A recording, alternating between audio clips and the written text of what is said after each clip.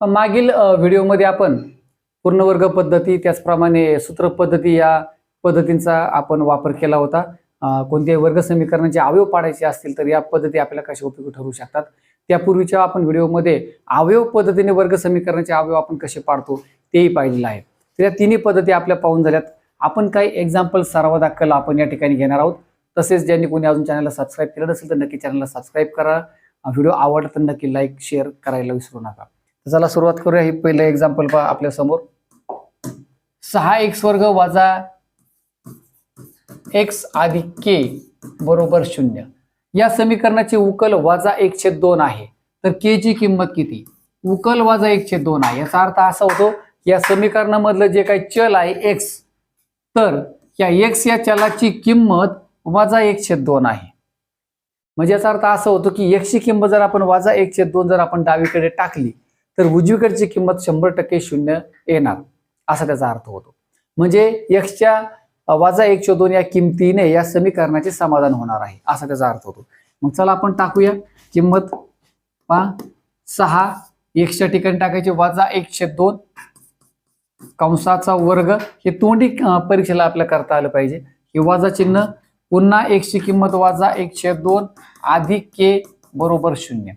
आता हे 6 गुणिले ऋणाचा वर्ग धन होतो, 1 चा वर्ग 1 2 चा वर्ग 4 हे वजा वजा अधिक होतील 1/2 अधिक k बरोबर 0। आपल्याला फक्त k डावीकडे ठेवायचा आहे, लक्षात घ्या। फक्त k डावीकडे असेल हे ऑपरेशन करा आणि जी व्हॅल्यू येईल त्याला उजवीकडे ट्रान्सफर करा, आपल्याला आन्सर मिळून जाईल। आता पहा 2 दुने 4 2 त्रिक 6 वरती आले 3 1 3 3/2 3/2 अधिक हे 1/2 अधिक k बरोबर 0। आता 3 आणि 1 4 4/2 कारण छेद समान आहे आपण एकदाच लिहिला अधिक k बरोबर 0। हे 4/2 इकडे गेले वजा होतील मग k बरोबर वजा 4/2 हे आपलं उत्तर येईल। पण 2 ने 4 ला भाग जातो, बे 1 बे 2 दुने 4 वजा 2 उत्तर येईल आपलं। k ची किंमत वजा 2, पर्याय क्रमांक 3 उत्तर येईल आपलं। पुढचं एक्झाम्पल घेऊया आपण। एक वर्ग समीकरण दिलेलं आहे, आपण 3 पद्धती पाहिल्यात। तर लक्षात घ्या सगळ्यात सुरुवातीला अवयव पद्धत चेक करायची। कोणत्याही पद्धतीचा वापर करून तुम्ही अवयव पाडू शकता, पण असं काही नाहीये की कोणतीतरी एक पर्टिक्युलर पद्धतच आपण वापरली पाहिजे। तर आधी आपण अवयव पद्धतीने चेक करूया, की सोपं जाईल आपल्याला। 49 चे 2 अवयव शोधा। शेवटचे पद 49 आहे, बेरीज वजा 14 आली पाहिजे। 7 1 7 7 49 म्हणजे 7 आणि 7 बेरीज आली 14। आता शेवटच्या पदाला जेव्हा धनचिन्ह असताना तेव्हा मधल्या पदाचे चिन्ह आपण दोघांना देतो। यापूर्वीच्या व्हिडिओमध्ये मी सांगितले x वर्गाला हे जे पद आहे x वर्ग त्याचा सहगुणक 1 आहे ना, तर हे अवयव आपण डायरेक्ट लिहू शकतो। x वजा 7 हा पहिला 7 वापरला, दुसरा पण वजा 7च आहे, x वजा 7 अशा प्रकारचे आपल्याला 2 अवयव मिळतील बरोबर 0। म्हणजेच काय x वजा 7 हे 2 वेळा आलाय, कंसाचा वर्ग बरोबर 0। आणि म्हणून जर दोन्ही बाजूंचं आपण वर्गमूळ काढलं तर काय होणार आहे, वर्गमूळ काढलं तर वर्ग नाहीसा होतो। म्हणजे इकडे राहिला x वजा 7, 0चे वर्गमूळ 0च येतं आणि म्हणून x बरोबर 7 धन 7 किंमत येईल। पर्याय क्रमांक 2 उत्तर येईल। हे उकल संच दिलेला आहे, हे उकल संचाचं चिन्ह आहे, 7 उत्तर येईल। x ची किंमत 7। उदाहरण क्रमांक 3 पाहू आपण। पहा याच्यामध्ये 2च पदे दिलीत, तर स्पष्टपणे दिसतं पहा निरीक्षण केल्याच्या नंतर आपल्याला y कॉमन निघणार आहे। पहा 2y वर्ग वजा 5y बरोबर 0 हा y कॉमन येणार आहे, बरोबर आहे। y कॉमन आल्यावर पहा इथे 2 घातांक आहे, इथे 1 घातांक आहे, 1 घातांक असणारं पद कॉमन काढायचं। संख्येमध्ये काहीच कॉमन निघत नाही 2 आणि 5 मध्ये। मग y वर्गातला y बाहेर घेतला, 1y शिल्लक राहिला, हा 2 म्हणजे 2y शिल्लक राहिले वजा हा y बाहेर आला 5 शिल्लक राहिले बरोबर 0। y कंसाला गुणलेली आहे आणि म्हणून एकतर y ची किंमत 0 असेल किंवा 2y वजा 5 ची किंमत 0 असेल। 2y वजा 5 बरोबर 0, कारण का 0 गुणिले 0 0, 0 गुणिले 0 0। आता इथे y ची किंमत मिळालेली आहे आपल्याला, y बरोबर 0। इथे काढूया आपण 2y बरोबर हे ऋण 5 उजवीकडे गेले धन 5 झाले आणि म्हणून y बरोबर 2 याला गुणिले या 5 ला भागिले होतील वायची किंमत आली 502. 0 आणि 502 आपल्याला उकल संच पाहायचा आहे. या दोन्ही पर्यायांच्या मध्ये नाहीये. उत्तर आपलं 0 आणि 502 आहे, हे लक्षात घ्या. 0 आणि 502 पर्याय क्रमांक 4 उत्तर असेल आपलं. चला आपण पुढे जाऊया. उदाहरण क्रमांक 4. अवयव पद्धतीने आपल्याला सोडवायला सांगितलंय, परंतु अवयव पद्धतच वापरली पाहिजे असं काही नाही. परीक्षेला कोणती पद्धत वापरू शकतो आपण, उत्तर येण्याशी मतलब आहे. त्यामुळे असं काही टेन्शन घ्यायचं नाही की ही पद्धत वापरली आणि त्याच पद्धतीने आपल्याला उत्तर काढायचे. तर चला आता पहा, पहिल्या पदाला सगुणक 1 पेक्षा मोठा आहे, म्हणजेच आपण या ठिकाणी सूत्र पद्धत वापरणं सोयीस्कर ठरू शकतं. बरोबर आहे. सगुणक जर 1 असेल तर पूर्ण वर्ग पद्धत सोयीस्कर पडते. तत्पूर्वी आपण अवयव पडतात का ते पण पाहूया. अवयव पडत असेल तर ती पद्धत वापरली तरी पण चालू शकते. तुमच्यावर डिपेंड आहे कोणती वापरायची. पहा 8 त्रिक 24 होतात. 24चे असे 2 अवयव शोधा, बेरीज 14 आली पाहिजे. बेरीज 14 म्हणजे 12 दुने 24 जर घेते तर बेरीज 14 येते. आणि शेवटचं पद धन असल्यामुळे मधल्या पदाचे चिन्ह दोन्ही अवयवांना देऊन टाकायचे. तर आता अवयव पडतात, अवयव पद्धतीने आपण या ठिकाणी हे उदाहरण सोडवू शकतो. त्याचप्रमाणे आपण सूत्र पद्धतीचा पण वापर करू शकतो. कोणती पण पद्धत वापरा. चला ठीक आहे, आपण अवयव पद्धत वापरूया. तर आधी आता ते उदाहरण घेऊया सोडवायला. काय 3y वर्ग वजा 14y अधिक 8 बरोबर 0. पहिलं पद जे आहे ना ते आहे तसंच लिहायचं. मधलं पद जे आहे त्याचे आपण फोड करणारे. पहा कशामध्ये फोड करणारे, वजा 12 वजा 2, त्याला हा y कनेक्ट करायचा, वजा 12y वजा 2.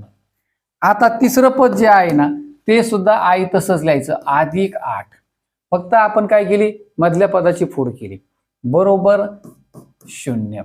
आता आपण पुढे काय करणार आहोत, पहा असे 2 गट घेणार आहोत. हा एक गट आणि हा एक गट. या दोन्ही गटामधून आपल्याला कॉमन काढायचं आणि उत्तर काढायचंय. बरोबर आहे. पहा 3 ने 12ला भाग जातो त्यामुळे 3 कॉमन येईल. y वर्ग आणि y मध्ये y कॉमन येईल. आता पहिल्या गटामध्ये काय शिल्लक राहिलं, पहा फक्त y शिल्लक राहिला, 1y. 2y मधला 1y बाहेर घेतला, हे वजा चिन्ह येईल. त्यानं 3 चोक 12 4 आली, भाग द्यायचा आहे, y तर बाहेर घेतलाय. पहिल्या गटामध्ये कॉमन काढून व्यवस्थित हा पहिला अवयव मिळवायचा आहे. बाकी पुढे मग काही नाहीये, कारण हाच अवयव पुढे रिपीट होणार आहे. पहा दुसऱ्या गटात सुरुवातीला जर ऋण चिन्ह आलं असेल ना तर ऋण चिन्ह कॉमन काढायचं. आता या गटामध्ये आपण काय करतोय, पहा 2 ने 8ला भाग जातोय ना, मग 2 कॉमन काढायचं आहे आपल्याला, 4 नाही. हे वजा चिन्ह पण या ठिकाणी कॉमन होईल. y तर कॉमन येत नाही, हा कंस आपल्याला आहे असा लिहायचा आहे, y वजा 4 बरोबर 0. आता पहा हे वजा 2y वजा 2y वजा वजा अधिक 2 चोक 8. अशा पद्धतीने आपल्याला हे 2 अवयव मिळून जातात. हे तुम्ही टॅली पण करू शकता. वजा 2 बाहेर घेतला, अधिक y शिल्लक राहिला, बाहेर वजा चिन्ह कॉमन काढल्यामुळे धनचं ऋण झालं, 2 चोक 8 म्हणजे 4 येईल, बरोबर 0. आता हा जो y वजा 4 आहे कॉमन आलेला, हा पहिला अवयव असेल आपला y वजा 4. दुसरा येईल 3y वजा 2, 3y वजा 2 बरोबर 0. आता पुढे काय करायचंय आपल्याला, आता ही तोंडी पण उत्तर मिळतं. पहा y ची किंमत धन 4, किंवा इथे जर y ची किंमत काढायची असेल तर तोंडी काढता येते, 2/3. 4 2/3 उत्तर येईल आपलं, पर्याय क्रमांक 1. कारण का, या पहिल्या कंसाची किंमत 0 असेल, y वजा 4 बरोबर 0, आणि म्हणून y बरोबर धन 4, हे पहिलं उत्तर आलं आपलं. किंवा या दुसऱ्या कंसाची किंमत 0 असेल, काय दुसरा 3y वजा 2, 3y वजा 2 बरोबर 0, आणि मग 3y बरोबर 2 उजवीकडण्या धन 2 होतील, y बरोबर 3 भागिले होतील 2 ला, 2/3. 4 आणि 2/3 उत्तर येईल आपलं, पर्याय क्रमांक 1.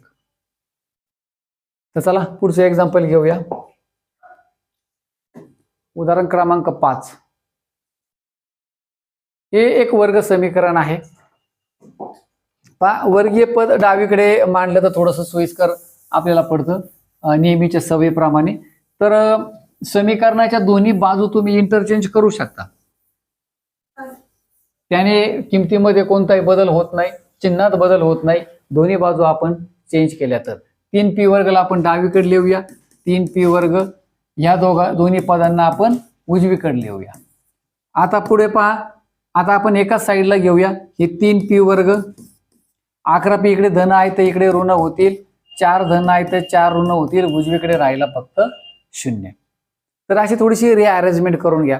आता अवयव पडतात का पाहूया आपण अवयव पद्धतीने.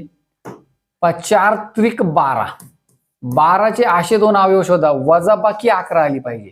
12 एके 12, 12 आणि 1 ची वजाबाकी 11 येते. आता चिन्ह द्यायचंय आपल्याला.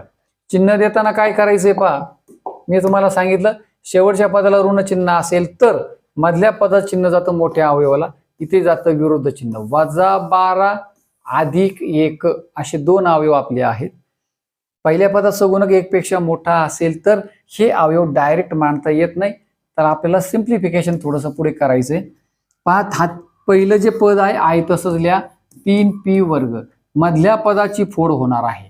11चं रूपांतर याच्यात होईल पहा, -12p अधिक 1p.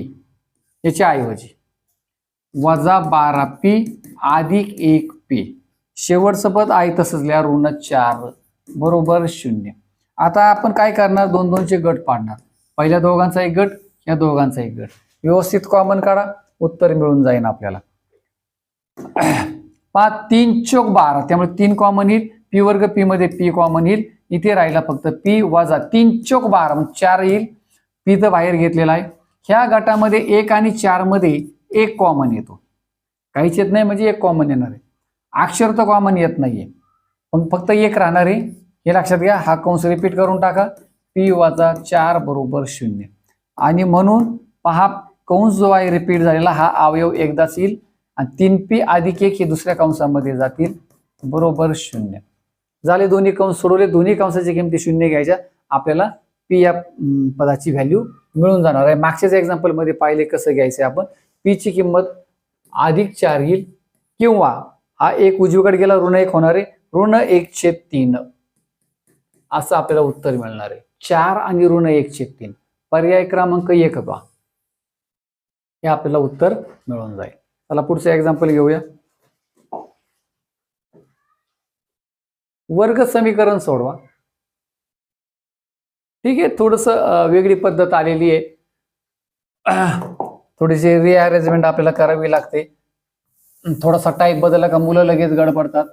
आता कसं त्याचे अवयव पाडायचे वगैरे, तर काही हरकत नाही. छेदामध्ये जो काही 4 आलाय ना, त्याच्यामुळे टेन्शन आलेलं असतं. ते 4लाच आपण काय करूया, उजवीकडे ट्रान्सफर करूया. डावीकडे राहिले x अधिक 3 कंसाचा वर्ग. ही 4 आपण उजवीकडे नेले, 25 चौक 100 होतील बरोबर आहे. आता आपण पुढे काय करणार आहोत, दोन्ही बाजूचं वर्गमूळ काढायचं. दोन्ही बाजूचं वर्गमूळ काढायचं असेल तर काय होईल, हा वर्ग नाहीसा होईल. म्हणजे इकडे राहिलं वर्गमूळ x अधिक 3. आता 100चं वर्गमूळ अधिक किंवा वजा 10, धन 10चा वर्ग 100 आणि ऋण 10चा वर्ग पण 100. वर्गमूळ नेहमी प्लस और मायनस असतं. आता पहा, x बरोबर हा 3 जो अधिक आहे ना, उजवीकडे त्याला वजा होईल. हे अधिक आणि वजा आणि हे 10 झालं. आता आपल्याला x च्या दोन किमती काढायच्या. पहिली किंमत x ची, x बरोबर वजा 3 अधिक 10, वजा 3 अधिक 10 बरोबर अधिक 7, 10 वजा 3 7. दुसरी x ची किंमत वजा 3 वजा 10, वजा 3 वजा 10 बरोबर वजा 13 आले. 7 आणि वजा 13 उत्तर येईल आपलं. 7 आणि वजा 13 पर्याय क्रमांक 3. 7 वजा 13,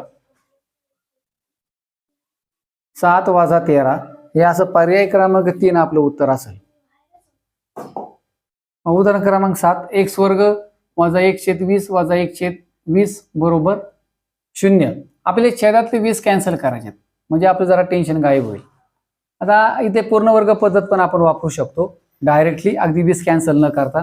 कारण का, तर इथे सुरुवातीला सहगुणक 1 आहे, फक्त हा जो स्थिरांक आहे तो उजवीकडे न्या, पुढचं काम सोपं होऊन जाईल आपल्याला. पहा, किंवा अवयव पद्धत पण वापरा. आधी आपण 20 कॅन्सल करूया.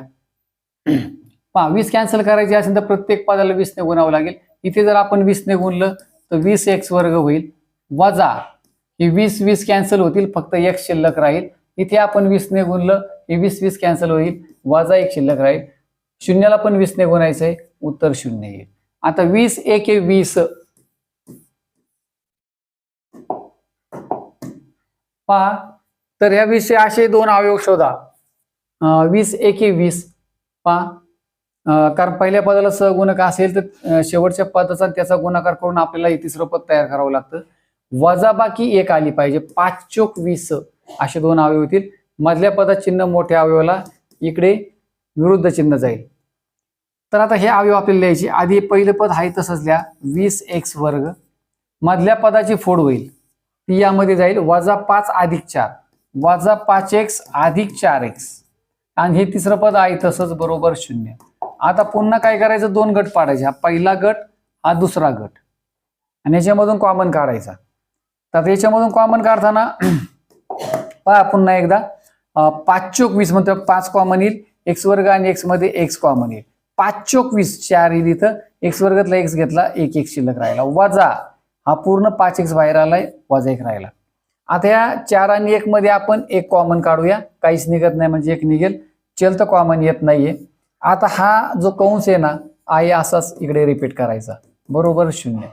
आता हा 2 वेळा आलेला कंस हे आपलं पहिला अवयव असेल 4x - 1 आणि दुसरा असेल 5x + 1 बरोबर 0. आता दोन्ही कंसांची किंमत 0 घ्या, आपल्याला उत्तर मिळून जाईल 4x - 1 बरोबर 0 आणि म्हणून 4x बरोबर +1 आणि म्हणून x बरोबर 1/4 उत्तर येईल.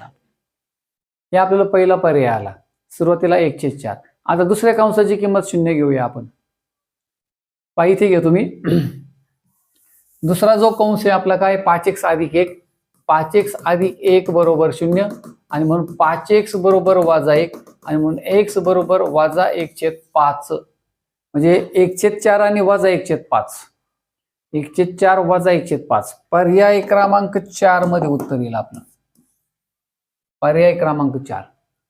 चला उदाहरण क्रमांक 8 पाहूया.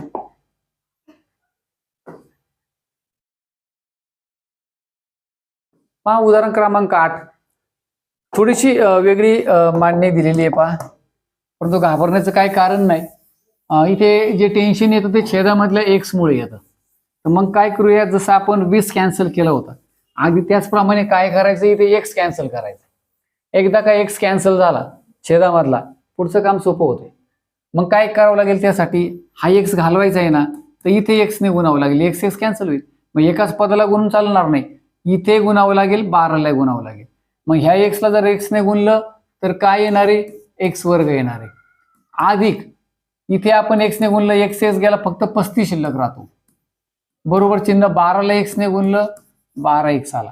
आता x वर्ग 12x डावीकडे घ्या -12x हे अधिक 35 बरोबर 0. आता 35 चे 2 अवयव शोधा. बेरीज 12 आली पाहिजे. 35 चे 2 अवयव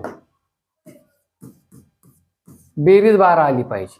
7 × 5 = 35 राईट. दोघांची बेरीज 12 येते. शेवटचं पद धन असल्यामुळे मधल्या पदात चिन्ह दोन्ही अवयवांना जाईल आणि सुरुवातीला सगुणक 1 असल्यामुळे काय होणार आहे की आपण हे अवयव डायरेक्ट लिहू शकतो. म्हणजे x - 7 पहिला अवयव, दुसरा x - 5 बरोबर 0. आता x ची किमती काढताना काय करायचे, डायरेक्ट याचे अपोजिट नंबर इकडे घेऊन टाकायचे. इथे एकदा का अवयव मिळाले ना हे सोडवायची पण गरज नाही, पुढे लिहिण्याची गरज नाही. याचे अपोजिट नंबर घेऊन टाकायचे 7 आणि 5 कुठं येईल, पर्याय क्रमांक 2 मध्ये. कारण हे सोडवल्यानंतर तेच मिळणार आहे. या कंसाची किंमत 0 घ्या, याची 0 घ्या, याचे आन्सर मिळणार आहे. x - 7 बरोबर 0 किंवा x - 5 बरोबर 0. 7 इकडे न्या, 5 इकडे न्या, चिन्ह बदलतील. x बरोबर 7 आणि इथे x बरोबर 5. x बरोबर 7, x बरोबर 5 पर्याय क्रमांक 2 उत्तर येईल. तर चला विद्यार्थी मित्रांनो थांबूया या ठिकाणी. असे विविध प्रकारचे आपण एक्झाम्पल्स घेतले. मला पूर्ण खात्री हे एक्झाम्पलचे प्रकार तुम्हाला एक्झामसाठी नक्की मदत करतील. तर चला पुन्हा एकदा भेटूया अशाच एका व्हिडिओ सोबत. चॅनलवरती नवीन असेल तर नक्की चॅनलला सबस्क्राईब करा. व्हिडिओ आवडला असेल तर लाईक करायला मात्र विसरू नका. आपल्या मित्रांना शेअर करा. चला पुन्हा भेटूया अशाच एका नवीन अपडेट सोबत. तोपर्यंत नमस्कार. Thanks for watching.